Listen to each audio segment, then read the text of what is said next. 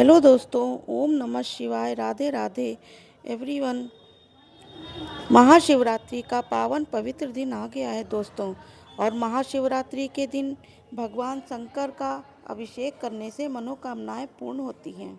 लेकिन आप अगर जॉब करते हैं, स्कूल जाते हैं, कॉलेज जाते हैं, या फिर आपके पास छोटे बच्चे हैं, आप चौकी लगाकर पूजन नहीं कर सकते हैं, तो आप अपने घर के मंदिर में ही बिना चौकी लगाए भी आप पूजा कर सकते हैं। इसके लिए क्या करेंगे हम दोस्तों, घर के मंदिर को आप साफ कर लीजिए और फिर एक थाली में एक प्लेट ले लेंगे और इसमें शिवलिंग को विराजमान करेंगे। तो शिवलिंग को विराजमान करने से पहले हम क्या करेंगे, बेलपत्र रखेंगे, उसके ऊपर शिवलिंग को विराजमान करना है। जब आप शिवलिंग को विराजमान कराएं तो शिवलिंग की जो जलहरी है वो उत्तर दिशा की तरफ होनी चाहिए। किसी भी शिवालय में आप जाएंगे तो जो जलहरी हमेशा आपको उत्तर दिशा की तरफ मिलेगी। और शिवलिंग का अभिषेक बहुत महत्वपूर्ण है। आप मंदिर में अभिषेक करने जाएं तो अति उत्तम है। मंदिर में ना जा पाएँ तो घर पर ही शिवलिंग का अभिषेक कर आप लीजिएगा और देसी घी का दीपक जलाइए। हाथ जोड़कर शिव शंकर के सामने प्रार्थना करिए कि भगवान, मैं आपका व्रत पूजन कर रही हूँ या कर रहा हूँ, आप मेरी पूजा को स्वीकार करिए और जो गलतियाँ रह गई हैं कुछ तो उन्हें क्षमा करिए और मेरी मनोकामना को पूर्ण करिए। ऐसा संकल्प करने के बाद फिर आपको अभिषेक करना है। भगवान शिव शंकर का अभिषेक करते हैं तो पहले जल से करते हैं, फिर तांबे के लोटे में जल ले लेना है और जलहरी के पीछे की तरफ से हमेशा इसे इस तरह से चढ़ाना है कि जल चढ़ा देंगे तो उसके बाद पंचामृत चढ़ाएंगे। दूध, दही, घी, शक्कर, शहद सब मिलाकर पंचामृत चढ़ा दीजिए। पंचामृत ना हो तो आप कच्चा दूध भी चढ़ा सकते हैं। और पंचामृत चढ़ा दिया है। अब उसके बाद फिर जब हम जल चढ़ाएंगे तो इस तरह से आपको 3 बार अभिषेक करना है। अभिषेक करने के बाद देखिए, स्नान तो मतलब फिर यही हो ही गया है। उसके बाद फिर वस्त्र अर्पित करेंगे हम। वस्त्र के रूप में आप जनेऊ या मतलब कलावा भी आप अर्पित कर सकते हैं दोस्तों। उसके बाद फिर हम चंदन से तिलक लगाएंगे और पीला जो सफ़ेद चंदन जो भी आपके पास हो, जो आपको मिल जाए, तो उसका तिलक लगा दीजिए और तिलक के ऊपर अक्षत यानी चावल समर्पित करना है। इसके साथ ही बेलपत्र जरूर समर्पित करिएगा दोस्तों। शिव पूजा में बेलपत्र का होना बहुत महत्व देता है। बेलपत्र की चिकनी साइड शिवलिंग को स्पर्श कराई जाती है। इस तरह से हम बेलपत्र चढ़ा देंगे और 11, 51, 21 जितने भी आप चढ़ा पाएँ अपनी श्रद्धा के अनुसार आप चढ़ा दीजिए। साथ में भगवान शिव शंकर को जो चीज़ें प्रिय होती हैं जैसे भांग, धतूरा, मंदार, बेलपत्र, जो आपको भगवान शिव शंकर की मतलब प्रिय चीज़ें मिल जाए वो आप चढ़ा दीजिए। भांग, धतूरा जो भी आपको मिल जाए। फूल चढ़ाइए, सफ़ेद फूल मिल जाए तो अति उत्तम है दोस्तों। सफ़ेद ना मिले तो आपको लाल है, जैसे भी आपको फूल मिले आप चढ़ा दीजिए। दीपक को भी तिलक लगाना, फूल चढ़ाना, उसके बाद भोग समर्पित करना होता। अब दोस्तों भोग में हो सके तो बेर आते हैं, बेर मिल जाए तो आप बेर चढ़ा दीजिए।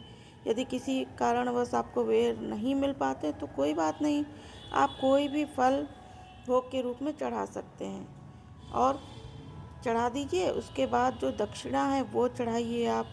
पूजा में रही कमियों को पूरा करती है दक्षिणा, इसलिए आप दोस्तों दक्षिणा, कोई भी पूजा हो सब में दक्षिणा जरूर चढ़ाया करिए। धूप दीप दिखाइए और महाशिवरात्रि की व्रत कथा मतलब सुनते हैं। लोटा जल, 1 लोटा जल लीजिए, हाथ में थोड़े से चावल और फूल लेकर महाशिवरात्रि के व्रत की कथा सुनी जाती है। और जो आप मतलब है इस टाइम पर शिव चालीसा भी पढ़ सकते हैं दोस्तों। महापुराण में पाठ कर सकते हैं। अगर आप पाठ वगैरह नहीं करते हैं तो ओम नमः शिवाय का आप जाप कर सकते हैं। इसका उच्चारण करके फूल और चावल जो है भगवान शिव शंकर के चरणों में समर्पित कर दीजिए। बाद में धूप दीप से बहुत ही प्रेम पूर्वक गणेश जी की आरती करिए, फिर भगवान शिव शंकर की आरती कीजिए। इसके बाद हाथ जोड़कर पूजा में जो हमारी कमी रह गई है उसके नीचे क्षमा याचना मांग लीजिए और कहिए कि हमारी मनोकामना भगवान पूर्ण करे।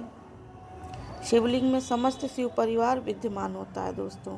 अगर आप शिवलिंग की पूजा कर लेते हैं तो समस्त शिव परिवार की पूजा हो जाती है।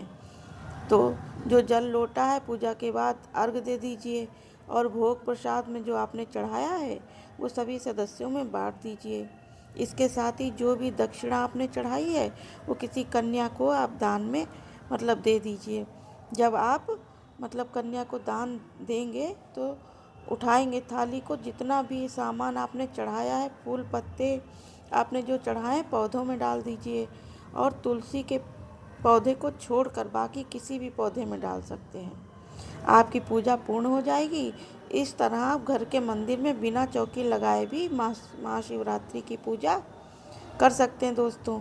महाशिवरात्रि दिन में आप बहुत जल चढ़ाना शुभ होता है। शाम को चढ़ाना है तो प्रश्न बहुत ज़्यादा पूछा जा रहा है कि शिवरात्रि जो है के दिन, क्योंकि हम सब व्रत करते हैं और सुबह के समय जब तक हम शिवलिंग पर जल नहीं चढ़ाते तब तक हम भी जल नहीं ग्रहण करते हैं।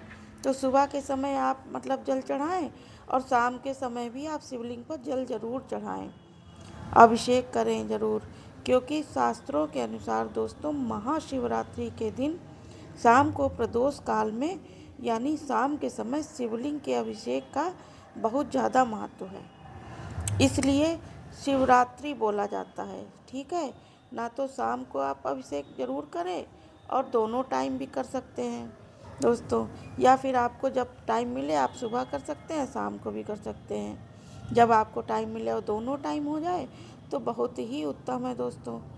शिव शंकर का अभिषेक ज़रूर करिएगा, जैसी सुविधा हो उसके हिसाब से आप कर लीजिएगा दोस्तों। शिवलिंग का जल चढ़ाइए और जो ना कर पाए वो शाम के समय अपने चढ़ा दीजिए ज़रूर ही ज़रूर। तो दोस्तों महाशिवरात्रि की बहुत ही सरल पूजा विधि आपको बताई, कैसी लगी आपको दोस्तों? चैनल को सब्सक्राइब करिएगा दोस्तों, वीडियो को लाइक करिएगा। अगली वीडियो में फिर मिलेंगे। Okay, bye bye.